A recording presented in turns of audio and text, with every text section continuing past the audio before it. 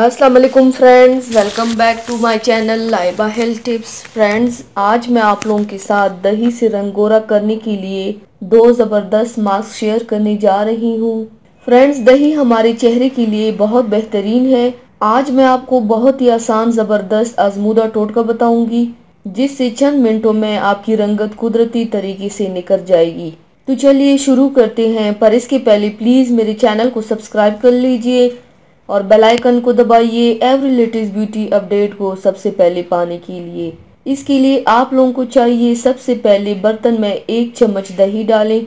अब उसमें चंद कतरे नींबू के रस के डाल दें।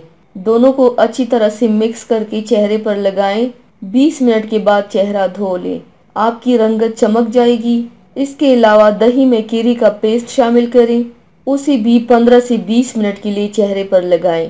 आप देखेंगे कितनी जल्दी आपकी रंगत निखरेगी। ये दोनों बहुत आसान और ज़बरदस्त टोटके हैं। तो व्यूवर्स, थैंक्स फॉर वॉचिंग। मेरी वीडियो को लाइक और शेयर ज़रूर कीजिएगा।